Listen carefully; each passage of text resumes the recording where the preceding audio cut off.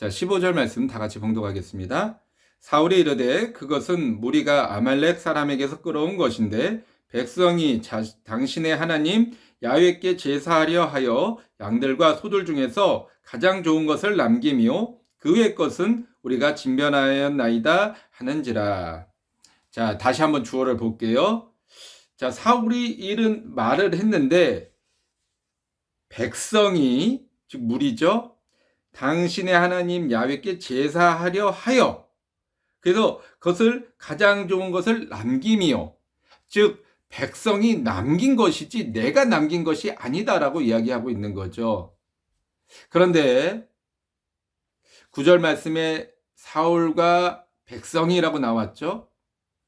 근데 여기 15절 말씀에는 사울이 이야기를 하니까 자기를 쏙 빼버려요. 자기는 빠지고 백성이라고 이야기합니다.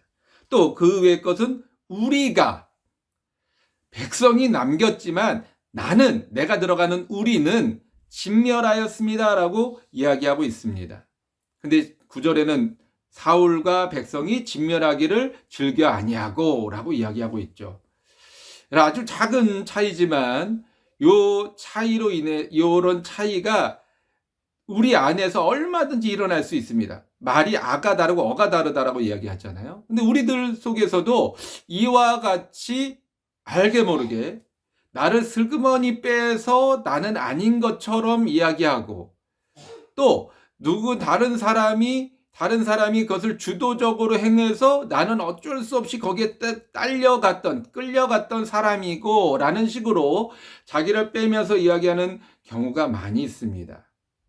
여러분, 이건 뭐예요? 거짓말이죠. 잘못된 말이죠. O와 X로 따진다면 죄가 있고 없고로 우리가 나눠지는 것이지, 너는 뭐 죄가 이만큼 뭐 100%, 그러니까 너는 완전 죄인, 너는 50%만 있으니까 너는 반죄인, 이게 아닙니다. 그런데 더군다나 이 사울이라고 하는 이 자리, 왕이라고 하는, 사울이 왕이잖아요. 왕이라고 하는 자리는 주도적으로 이끌어 가야 되는 사람이에요. 뭐든지, 전쟁도 물론 주도적으로 해야 되고 전쟁 후에 사후 처리도 주도적으로 행해야 되는 사람이 바로 사울입니다. 왕입니다. 그런데 자기를 쏙 빼버리고 백성이 남겼고 자기는 들어간 그 말에는 우리가 진멸했다라고 말하는 그 자체는 더군다나 거짓말에서 책임 회피까지, 책임 전가까지 더하여진다라고 이야기할 수 있습니다. 앞서서 우린 사무엘은 어떤 사람이라고 그랬어요? 책임감이 있는 사람이라고 그랬죠. 자기가 기름 부음으로 인해서 사울이 쫓겨나게 된 것에 대해서 밤새 근심하면서 하나님 앞에 탄원도 했다가 하나님 한 번만 기회를 더 주십시오라고 이런 애원도 했다가 이렇게 책임을 지키려 했던 사람인데 비해서 사울은 슬그머니. 자, 우리 지난 시간에 했던 것 좀 시간이 많이 지났습니다만 여러분 기억나시나요? 사울이 어떤 사람이었어요? 부잣집 아들, 뭐 외동인지는 모르겠습니다만 부잣집 아들. 그 부잣집 아들이기 때문에 다른 사람의 이목에 대해서, 다른 사람의 어떤 그런 이 여론과 평판에 대해서 굉장히 매우 민감하게 자랐다라고 말씀을 드렸잖아요. 이런 데 나오는 것입니다. 처음에는 이제 사울이 자기 전쟁에 이겼다라고 하고 그 사울과 백성이라고 해서 이제 진멸하기를 기뻐하지 않았다라고 이렇게 주도적으로 가다가 문제가 생기니까 자기를 쏙 빠지는 거예요. 나는 모르는 일이고 나는 별거 그렇게 안 했던 건데. 근데 이게 사람의 어떤 사이에서는 그게 가능합니다. 사람들 사이에서 어떤 문제가 발생할 때 아유 나는 몰랐는데, 나는 거기에 함께하지 않았는데, 동참하지 않았는데, 나는 또 그 자리에서 반대했는데, 뭐 이런 식으로 해서 자기가 회피하는 것이 가능해요. 또 이런 어떤 뭐 권력이 있는 사람, 뭐 사울처럼 부잣집 아들이라든가 이런 식 권력이 있는 사람들은 얼마든지 그런 핑계를 대면 빠져나갈 수가 있었습니다. 그런데 이것은 하나 사람 사이에서의 이야기고 하나님 앞에서 저는 몰랐다니까요. 이게 통할 것 같습니까? 여러분, 내가 속해 있는 그룹이 뭔가 잘못된 일을 저질렀어요. 거기에 참여 여부나 뭐 경중을 따져가지고 내가 사람 사회에서는 뭐 무죄를 받을 수 있고, 아니면 뭐 집행유예를 받을 수 있고, 아니면 뭐 벌금형을 받을 수 있고, 이렇게 형량이 달라지지만 하나님 앞에 심판대 섰을 때는 거기에 있었느냐 없었느냐로 구별되는 겁니다. 왜요? 우리에겐 하나님이 친히 다 일일이 말씀해 주신 거예요. 개인적으로 말씀해 주신 거예요. 악한 거는 그 모양이라도 버려라. 어떤 악한 행동 가운데는 너가 동참하지 마라. 여러분, 다 하나님 말씀해 주셨어요. 의인은 죄인의 자리에 앉지 아니하고 서지도 않는다라고 이미 시편 1편 1절에서 다 말씀하고 있습니다. 그러므로 여러분, 우리는 이것을 잘 보아야 돼요. 사람이니까 나도 모르게 이렇게 슬그머니 빠지고 싶고 나는 아니라고 그러고 싶고 외면하고 싶고 도망치고 싶고 다 그렇습니다. 누구나 그래요. 저도 그렇고 다 그래요. 저도 뭐 이렇게 조직 쪽에 있다 보니까 알게 모르게 그런 뭔가 문제가 발때 나는 싹 빠져서 아닌 것처럼, 왜냐하면 다른 사람들이 잘못한 것처럼 이런 모습 보일 때가 참 많습니다. 이게 아니야, 나는 이러면 안 되는데 하면서도 어쩔 수 없어요. 그 순간만큼은 나도 모르게 그럴 때가 있어요. 훈련이 안 돼서 그래요. 자꾸 이런 어떤 이 모습들 속에서 피해가는 사람들을 보면서 아유, 쟤는 저렇게 잘 피해서 잘 도망쳐서 저렇게 책임에서 자유로운데, 아, 나는 괜히 뭐 내가 했다고 그러고 뭐 맞다고 그러고 뭐 내가 순응해가지고 나만 피해보고 나만 어려움 당하고 나만 힘듦을 당하나 보다, 이런 생각이 드니까 나도 모르게 다음번엔 나도 피하고 싶은 거예요. 외면하고 싶은 거예요. 그러나 하나님의 방법 아닙니다. 하나님이 원하시고 기뻐하시는 모습 아닙니다. 자, 16절 말씀을 보도록 하겠습니다. 사무엘이 사울에게 이르되 가만히 계시옵소서. 여러분, 지금 사울과 사무엘은 이 보이지 않는 갈등 가운데 있습니다. 사울이 너무 흥분해가지고 막 이겼습니다. 전쟁에 이겼습니다. 그리고 사무엘이 저 이제 양떼와 소떼의 소리는 뭐냐 그랬더니, 아이, 그거는 내가 한 게 아니고 백성들이 한 거고 나는 이제 하나님 앞에 최대한 순종하려고 따르려고 했고 막 이러면서 보이지 않는 갈등이 지금 심화되고 있는 거예요. 그러니까 사무엘이 이야기하죠. 가만히 좀 계시라고. 내가 지금 하나님의 말씀을 전하려 하는데 가만히 계시라고. 이것이 분위기를 짐작케 하는 내용이라고 하는 것입니다. 여러분, 교회는 하나님의 말씀을 듣는 곳입니다. 내 이야기, 내 말을 하는 곳이 아니에요. 물론 사람이 살고 사람이 모이니까 대화가 돼야 되고 어떤 뭐 소통이 있어야 되겠죠. 그러나 가장 궁극적인 목적은 하나님의 말씀을 듣는 곳입니다. 그거는요, 주의 종도 마찬가지고 뭐 그보다 어떤 사람도 다 마찬가지입니다. 하나님의 말씀을 듣는 곳이 교회입니다. 오해 마십시오. 주의 종에게 오직 순종해라 이 말씀 드리는 거 아닙니다. 하나님의 말씀을 듣는 곳, 사람의 소리를 작게 내고 최대한 작게 내고 하나님의 뜻이 어디에 있는가, 하나님의 분별하심이 무엇인가 늘 생각하면서 그것을 쫓아가려고 노력하는 곳이 교회가 되어야 하는 것입니다. 우리 교회처럼 큰 교회들은 너무 소리가 많은 것 같아요. 너무 말들이 많은 것 같아요. 작은 교회라고 뭐 소리가 없다라는 것은 아닙니다만은, 여러분, 이게 훈련입니다. 교회는 하나님의 말씀을 듣는 곳, 그것을 잊지 마시고 훈련하시기 바라겠습니다. 저와 같은 말씀을 전하는 사람도 먼저 들어야 합니다. 듣지 않고 전하면 자꾸 사람의 소리가 나는 거예요. 사람의 소리가 나면 자꾸 다툼이 생길 수밖에 없습니다.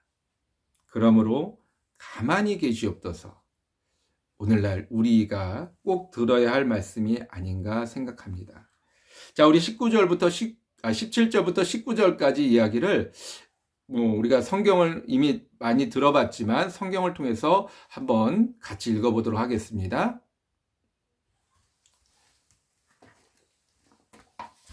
17절 말씀입니다. 사무엘이 이르되 왕이 스스로 작게 여길 그때에 이스라엘 지파의 머리가 되지 아니하셨나이까.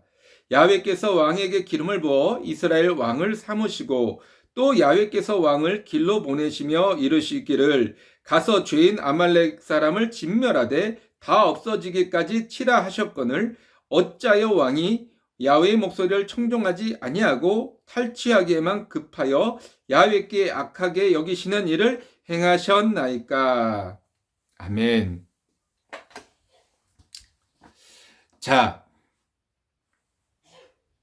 17절 말씀에 스스로 작게 여길 그때, 제비를 뽑아서 왕으로 뽑혔을 그때 사무엘은 어땠습니까? 숨어 있었죠. 부끄러워서 자기가 차마 그 자리에 나설 수 없어서 그렇게 작게 여길 때, 그때는 하나님께서 당신을 왕으로 세워주셨습니다.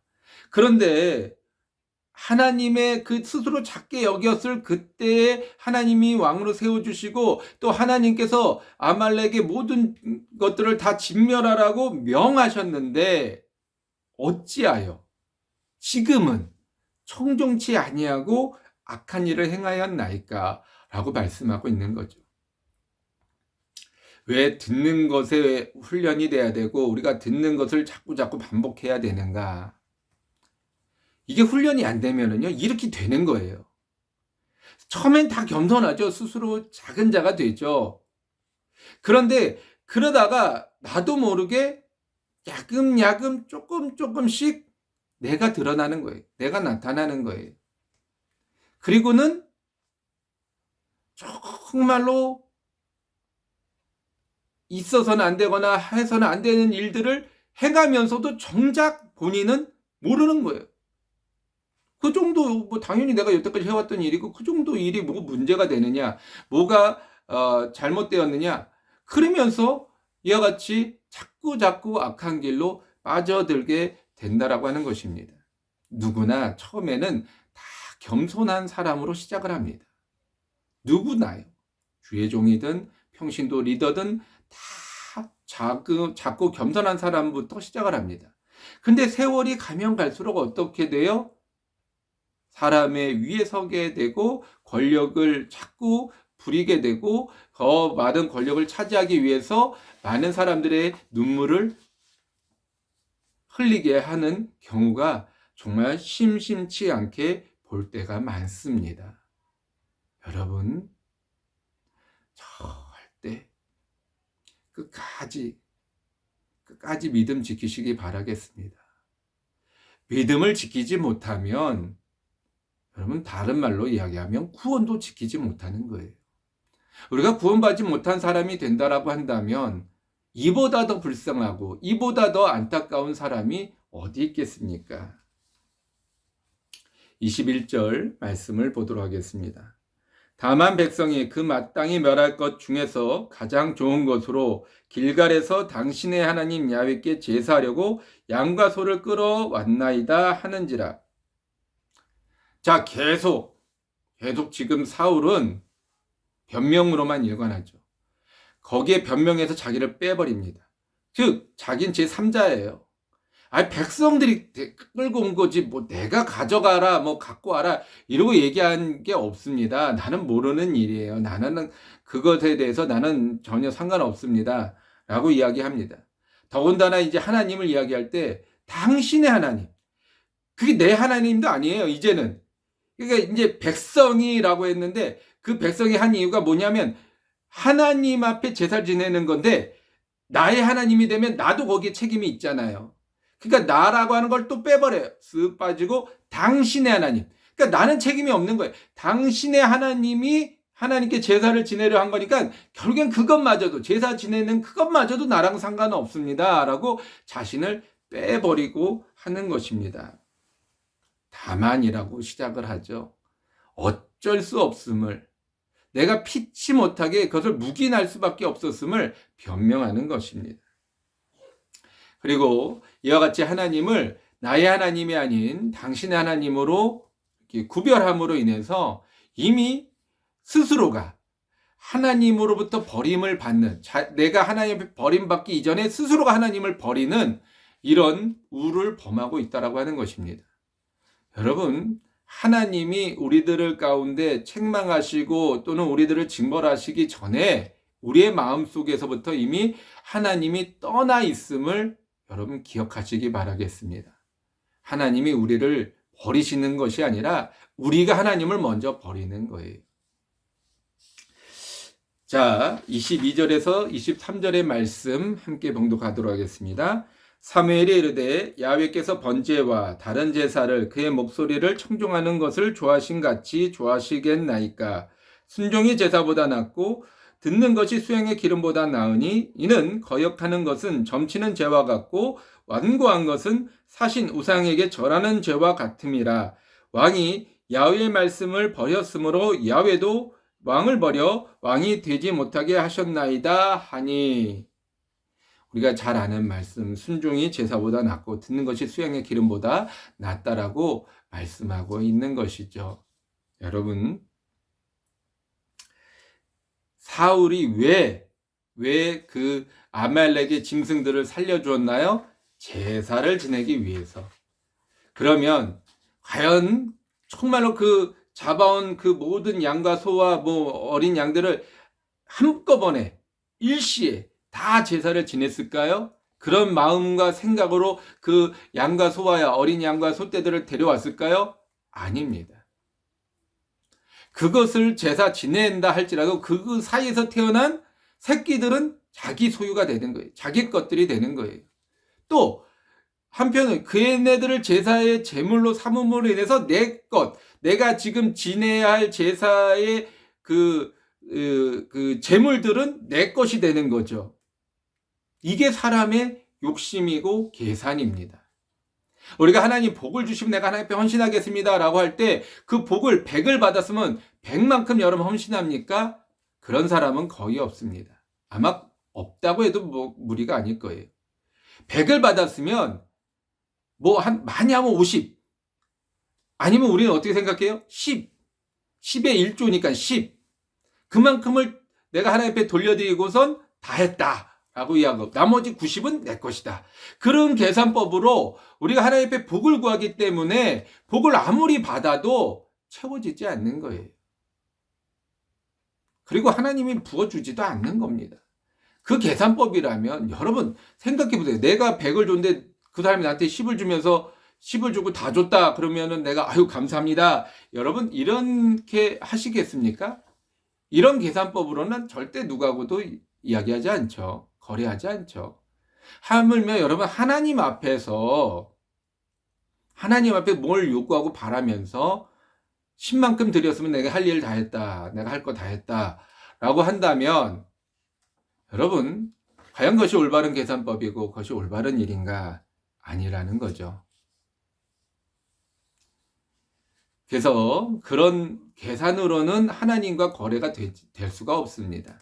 하나님은 원하시는 건 뭐냐면 내가 100을 줬으니까 100을 내놔라 또는 100을 줬으니까 120을 내놔라 이런 수치로 계산하는 분이 아니라는 거예요.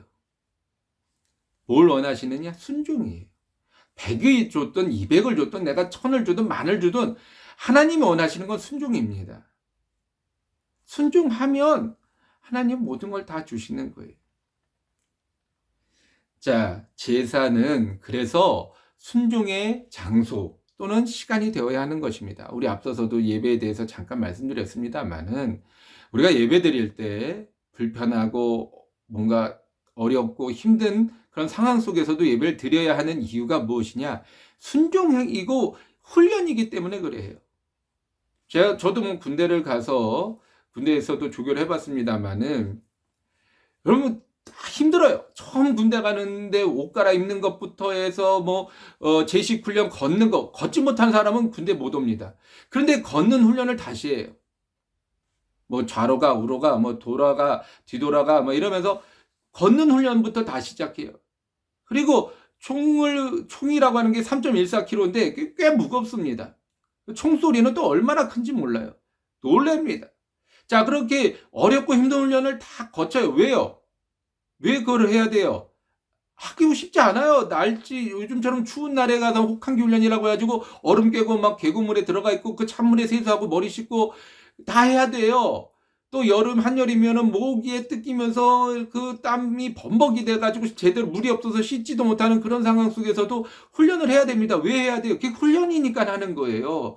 좋자고 편하자고 하는 거 아닙니다. 훈련이니까 하는 거예요. 우리가 예배 시간에 힘들고 어려워도 참고 인내해야 되는 이유가 어디에 있는가? 훈련이기 때문에 그렇습니다.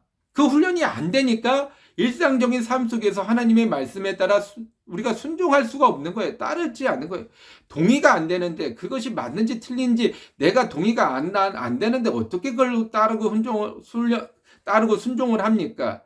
훈련이 안 됐으니까 안 되는 거예요. 듣는 것이 많은 양의 물질보다 더 소중합니다. 교회는 하나님의 말씀을 듣는 장소입니다. 하고 싶은 말이 많죠. 그건 아니다라고 소리 지르고 싶을 때도 있겠죠. 또 분명히 잘못된 것이 많습니다. 그럼에도 불구하고 우리가 행해야 되는 때가 있다라고 하는 거예요. 여러분 잘 생각해 보세요. 전쟁에서 이겼어요. 전쟁의 승리의 목적은 노량물, 취득하는 그것에 있습니다. 이게 다 재산이에요. 그 나라의 재산이고 개인의 재산입니다. 근데 그걸 하나도 없애라는 거예요. 사람을 종으로 삶아서 밭도 갈게 해야 되고 여러 가지 일들을 시킴으로 인해서 내가 훨씬 더 편안해지고 또 그들로 인해서 생산되는 그 물질로 인해서 우리가 부국 강국이 될 수 있는데 그걸 다 없애라는 거예요. 내가 목숨 걸고 나가서 전쟁을 해서 이겼는데 그 가운데 또 죽은 이스라엘 사람들 중에서도 죽은 사람들도 있을 것이고 다친 사람들도 있을 건데 그 사람들의 목도 필요한데 그거를 다 없애라는 거예요. 그럼 이게 맞습니까? 인간의 생각으로 보면 틀리죠. 당연히 틀린 이야기죠. 그런데도 불구하고 우리가 순종해야 되는 이유가 뭐냐면 이게 이 노예나 소와 양떼로 우리가 잘 되는 건 아니라는 거예요. 말 그대로 전염병 한 번 오면 다 끝나버리는 것 아닙니까? 요즘에도 뭐 AI 때문에 이 양계장들의 닭들이 다 죽어가지고 그래가지고 뭐 계란값이 오른다고 그러잖아요. 뭐 언제는 너무 남아 돌아가지고 막 반값처럼 떨어졌는데 이제는 막 2배, 3배, 2배 막 오르고 그러잖아요. 수입도 한다고 그러고. 여러분, 결국에 부국 강국은 하나님이 이루시는 것이지 인간의 힘과 능으로 되는 것이 아니라는 거예요. 그걸 훈련하는 곳이 교회라는 거예요. 근데 이 예배가 훈련의 장소가 아니라 마치 여유 또는 무슨 편안한 장소, 안락한 장소 이렇게 돼버리니까 훈련이 되지 아니하고 우리들의 삶 속에서 이 훈련이 되어지지 않는 삶을 사니까 당연히 하나님의 말씀을 행할 수가 없는 것입니다. 그래서 세상의 기준과 판단이 교회의 기준이 되고 판단이 되고 성도의 기준이 되고 판단이 되어서 많은 물질이 더 듣는 것보다 소중한 것처럼 보여질 때가 많이 있습니다. 여러분, 세상대로 살 거라면 교회는 있을 이유가 없습니다. 하나님의 말씀만 들어야 한다, 하나님의 말씀만 듣고 산다면 굳이 교회라는 곳이 있을 이유가 없죠.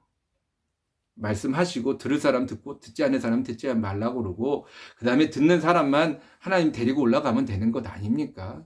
왜 이 땅에 교회를 두시고 일주일에 한 번씩 모여서 예배드려라 라고 말씀하신 이유가 무엇이 있겠어요? 훈련하라는 거예요. 안 되는 것, 할 수 없는 것, 말도 우리가 상식적으로 이해되어지지 않는 것 순종하고 따르라라고 하는 것입니다.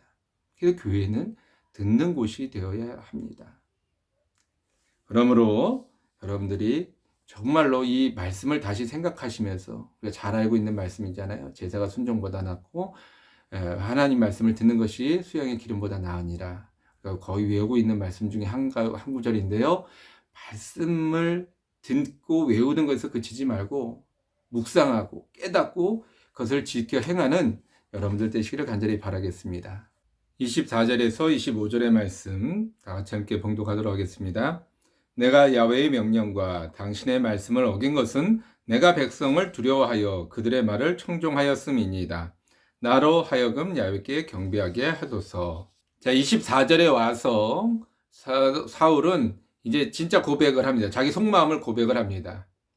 백성들이 나를 위해서 나의 명령을 쫓아서 이와 같이 전쟁을 했고 그 전쟁의 결과물을 취득하는 것은 너무나 당연한 것인데 그것을 하나님의 명령이다 해서 그를 제한하고 다 죽여라 라고 했다면 백성들이 다음부터는 나를 따르지 않을 것 아니겠습니까? 그래서 백성들이 원하는 대로 나쁜 것들은 죽이고 좋은 것들은 살려두었습니다 라고 이제 고백하는 거예요. 백성들을 두려워함으로. 어느 정도는 이해가 가는 부분이긴 합니다만은 중요한 것은 하나님께서 명령을 내리셨다는 거죠. 하나님의 명령을 받은 사람은 어떠한 이유든 그것을 지키고 따라야 할 의무가 있는 것입니다. 자, 우리가 살다 보면 이중으로 명령을 받을 때가 있어요. 누군가로부터 해라, 또 누군가로부터는 하지 마라. 그러면 우리는 무엇을 따라야 할까요? 어떤 것을 선택을 해야 될까요? 두려워하는 사람 거를 따르게 되어 있습니다. 자, 세상에서 물질이 너무나도 소중하고 중요하고 꼭 필요한 거죠. 그런데 물질은 일만하게 뿌리라고 하나님 말씀하셨고, 물질을 사랑함이죠.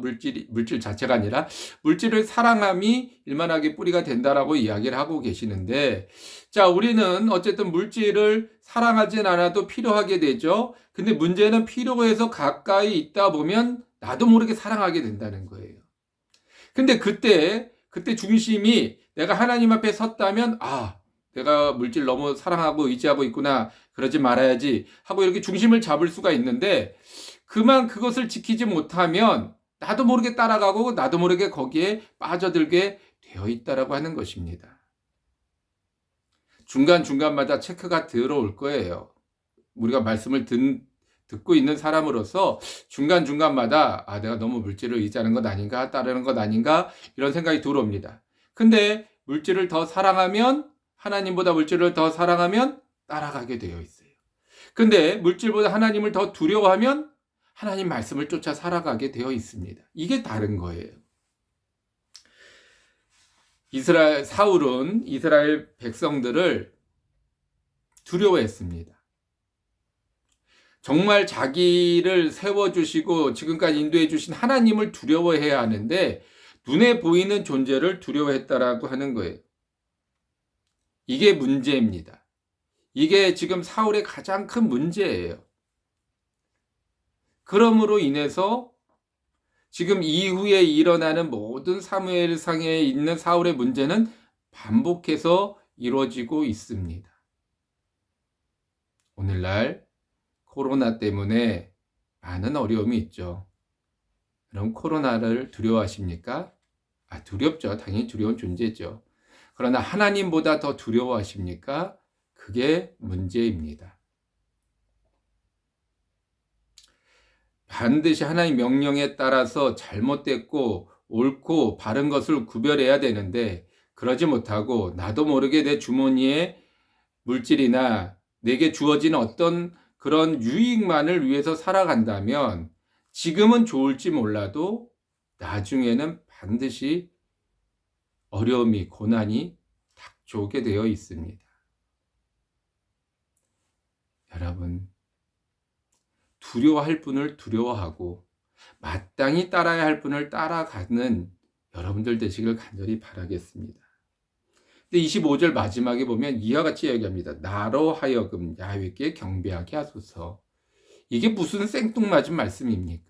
이게 무슨 엉뚱한, 지금 이 상황에서 지금 자기가 경배를 해야 돼요? 물론 경배라는 말에는 회개라는 의미가 담겨져 있지만 보다 더 정확하고 분명하게 지금 자신의 처지를 파악했다고 한다면 나로 하여금 회개하게 하소서, 또는 내가 죄를 회개하오니 나로 하여금 용서함을 받게 하소서, 이 말이 더 맞는 이야기예요.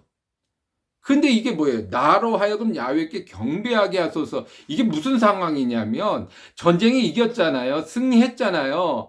그래서 지금 자기뿐만 아니라 백성들도 다 흥분되어 있잖아요. 그러면 어떻게 해야 되느냐? 이 당시 절차가 전쟁에 이겼으면 그 감사의 제사를 하나님 앞에 올려드렸다라고 하는 겁니다. 당연히 거기에는 왕이 나서서 왕이 제사를 지내는, 물론 제사장이 집도를 하지만 왕이 나서서 그걸 하는, 그것이 하나님 앞에 당연스러운 당시 절차였고 예의였고, 그런 어떤 모습들을 통해서 백성들에게 승리를 공포하는 그런 상황이었다라고 하는 것입니다. 지금 그거를 하게 해달라는 거예요. 지금 자기가 하나님 앞에 범죄해서 지금 벌을 받아야 되는, 버림받게 된 상황 속에서도 끝까지 그는 백성들의 눈과 백성들의 그런 어떤 여론에 두려워하고 떨고 있었다라고 하는 것입니다. 자, 30절 말씀을 또 이어서 가볼게요. 사울이 이르되 내가 범죄하였을지라도 이제 청하옵나니 내 백성의 장로들 앞과 이스라엘 앞에서 나를 높이사 나와 함께 돌아가서 내가 당신의 하나님 야훼께 경배하게 하소서 하더라. 이게 사무엘이 듣질 않으니까 지금 당신의 상황이 경배할 때가 아니다라고 하니까 제차 3차로 이야기합니다. 30절까지 와서 하는 얘기가 내가 범죄했을지라도 이제 청하옵나니 내 백성의 장로들 앞과 이스라엘 앞에 나를 높이라는 거예요. 끝까지 지금 자기 자신만 얘기하고 있어요. 나와 함께 돌아가서 내가 당신의 하나님께 경배하게 하소서 하더라. 기가 막힐 노릇이죠. 근데 이게 우리 모습입니다. 이 기가 막힌 상황이 우리 모습이라는 거예요. 내가 어려움을 당하고 고난을 당하고 있음에도 불구하고 하나님 한 번만 내 기도 더 들어주세요. 한 번만 더 내가 원하는 것 이루어주세요. 그럼 내가 정말 하나님 앞에 순종하고 따르며 살게. 우리는 이런 거짓말 얼마든지 너무 많이 하고 있습니다. 혹 하나님께서 정말로 그 어떤 응답을 주셨다라고 하더라도 우리 절대 순종하지 않습니다. 경배하지 않습니다. 따르지 않습니다. 왜요? 내 목적은 그걸 이루는 데 있는 것이지 그 다음에 있지 않아요. 여러분, 사기가 왜 사기입니까? 내가 물건을 팔고 또는 어떤 혜택을 주겠다라고 약속을 하고 그 어떤 이득을 취하잖아요. 그 다음에 주지 않는 거예요. 이게 사기입니다. 범죄죠. 엄연한 인간 사이에서도 범죄죠. 근데 우리 하나님 앞에 너무나도 많은 사기를 치는 거예요. 하나님 이것만 응답해 주시면, 하나님 이것만 해결해 주시면 제가 조금만 하나님 앞에 모든 것 다 바쳐 순종하고 따르겠습니다. 하나님 하겠습니다. 얼마나 많은 거짓말을 합니까? 근데 그것이 딱 이루어짐과 동시에 어떻게 해요? 끝. 아니면 잠깐 한 1년, 2년, 정말 내가 최대한 어떤 큰 건이다 그러면 한 5년, 10년까지는 그렇게 해요. 그리고는 어떻게 해요? 나 할 만큼 했다. 이 정도면 내가 이 정도 다 한 거 아니냐. 끝. 우리 자녀들이요. 20살 되고 이제 30살 되고 장가가고 시집가고 결혼하고 가정 이루면 부모님 말씀 안 듣잖아요. 왜 그래요? 할 만큼 했다는 거예요. 그 중에 하나가 예배잖아요. 교회 나오고 하나님 믿는 거잖아요. 어렸을 때는 모르니까 따라가고 조금 이제 장성에서는 이제 어머니 말씀 따라서 이만큼 해줬으면 됐지, 효도한 거지. 그 다음까지 자꾸 뭘 바라시냐, 원하시냐. 그냥 이제는 내 뜻대로 내 마음대로 좀 살게 내버려 둬라. 이런 이야기들이 심심치 않게 들리지 않습니까? 왜 그래요? 왜 그렇습니까? 거기에 믿음이 목적이 있지 않고 구원의 목적이 있지 않기 때문에 그렇습니다. 그저 보이는 것에 목적을 두었기 때문에 그것만 이루어지면 끝이라는 거예요. 그게 우리들의 믿음의 모습이었고 또 우리가 가르쳐준, 보여준 우리 자녀들의 믿음의 모습이었다라고 하는 것입니다. 우리가 믿음 안에서 너무 자기중심적인 신앙생활을 해왔습니다. 나를 위해서는 하나님이 필요한 것이지 내가 필요하지 않는다면 굳이 하나님 앞에 내가 이렇게까지 할 필요가 있는가라는 생각을 갖게 되는 거예요. 너무나 자연스러운 거죠. 사울은 끝까지 자신을 버리지 못했고 자신이 해야 할 일을 알지 못했습니다. 백성들의 눈과 여론에 의식하여 하나님을 외면했습니다. 32절과 33절입니다. 아각이 즐거이 오며 이르되 진실로 사망의 괴로움이 지났도다 하니라. 그가 길갈에서 야훼 앞에서 아각을 찍어 쪼개니라. 자, 사무엘이 이제 아각을 불렀습니다. 자, 보니까 늙고 병든 노인이 자기를 부르는 거예요. 또 대충 보니까 무슨 제사장 같아요. 그러니까 제사장은 살리는 사람이지 죽이는 사람은 아니잖아요. 그러니까 이제 내가 살았다. 저 노인네가 뭘 할 수 있겠는가. 나는 또 제사장이니까 나를 살리기 위해서 이와 같이 뭔가를 나를 부르나 보다. 살았다 하고 기뻐하는 거죠. 그런데 결국에는 이 사무엘이 아각을 쪼개서 죽이는 모습을 나타내고 있습니다. 자, 이 뭐 좀 잔인한 모습일 수는 있습니다만은, 자, 이 내용을 보면 결국엔 누가 죽였다는 거예요. 사울이 죽였습니까?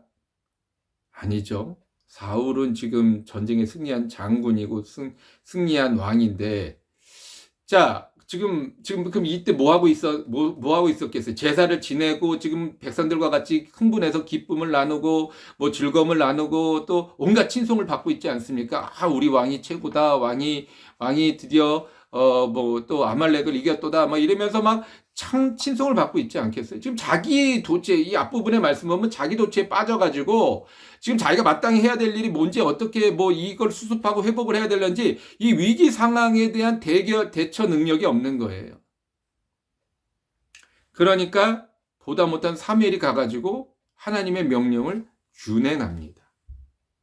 자, 35절로 넘어가서요. 사무엘이 죽는 날까지 사울을 다시 가서 보지 아니하였으니 이는 그가 사울을 위하여 슬퍼함이었고 야훼께서는 사울을 이스라엘 왕으로 삼으신 것을 후회하셨더라.